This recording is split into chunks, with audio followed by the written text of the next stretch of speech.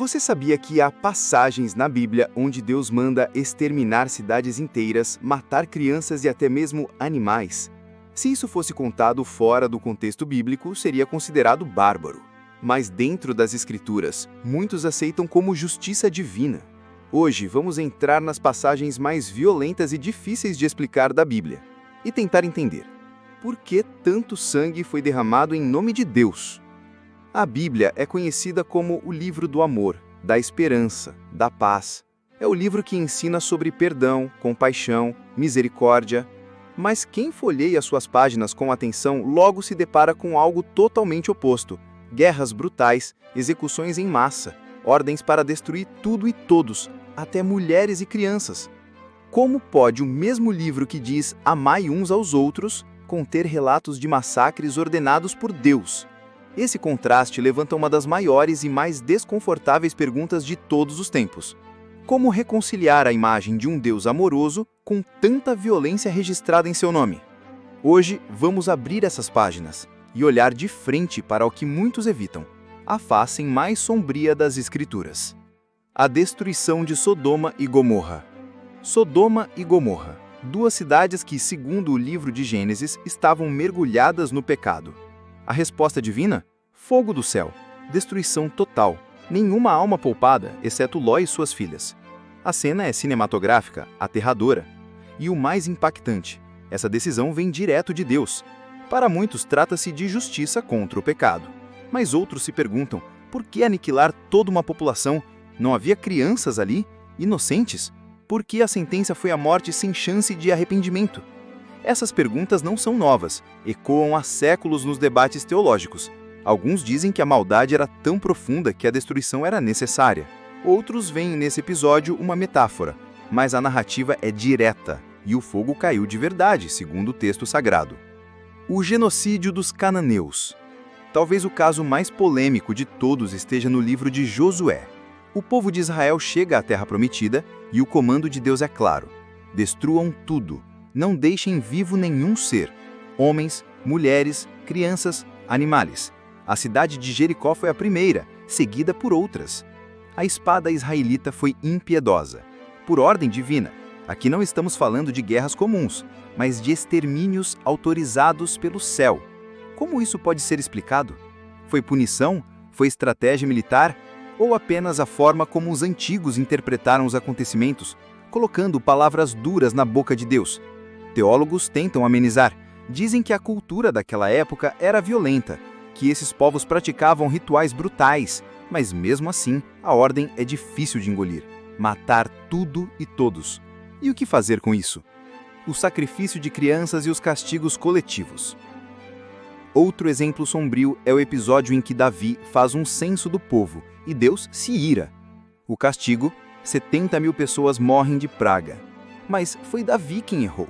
Por que o povo pagou o preço? Ou ainda, o famoso caso de Abraão e Isaque. Deus pede o sacrifício do próprio filho.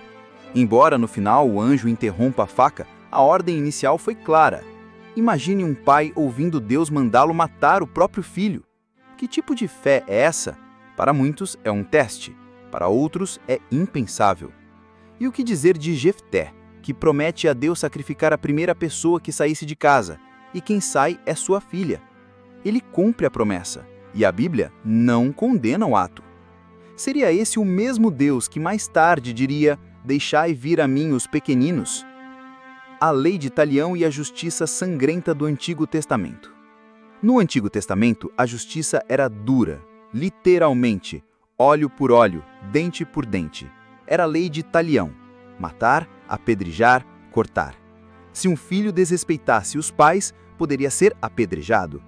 Se uma mulher fosse acusada de adultério, era morta na praça. Tudo isso fazia parte da estrutura legal do povo hebreu. Mas de onde vinha tanta violência? Era cultural, civil, espiritual? A grande pergunta é: Deus aprovava isso? Ou apenas permitia? Quando Jesus aparece no Novo Testamento, ele contradiz essa lógica com uma nova mensagem: se alguém te bater numa face, ofereça a outra. Mas como o mesmo Deus pode ser tão diferente entre os dois testamentos? Seria ele um Deus de guerra antes e um Deus de amor depois? As guerras sagradas e a ideia de inimigo de Deus. Outro ponto tenso. Os inimigos de Israel eram automaticamente inimigos de Deus. Isso levou a guerras religiosas, cruzadas, perseguições, tudo em nome de um suposto mandado divino. A Bíblia descreve vitórias sangrentas como milagres. Mas e os mortos do outro lado? Eram apenas obstáculos? Não eram humanos também?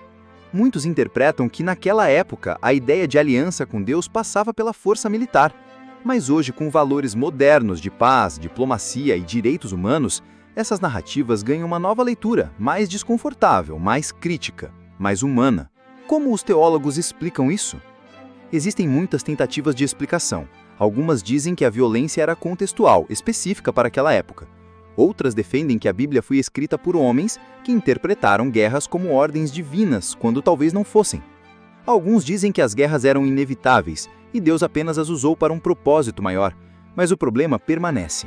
O nome de Deus está associado à morte de milhares. Como justificar isso? Como manter a fé em um Deus de amor com histórias tão cruas? A resposta, para muitos, está em Jesus.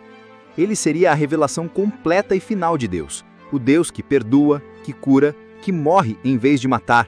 Um contraste radical com as cenas de sangue do Antigo Testamento. E agora a pergunta vai para você. Essas passagens violentas representam a justiça de Deus ou a interpretação humana da época?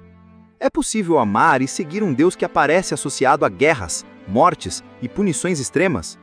Ou tudo isso deve ser lido de forma simbólica, histórica, com filtros? Deixa seu comentário. Essa é uma das conversas mais importantes que podemos ter, com respeito, com fé, com coragem. E se esse vídeo te impactou, compartilha com alguém, porque no próximo episódio dessa série vamos explorar outra bomba teológica das leis morais na Bíblia: escravidão, submissão da mulher, poligamia. Será que Deus aprovava tudo isso? Ou era apenas a cultura da época?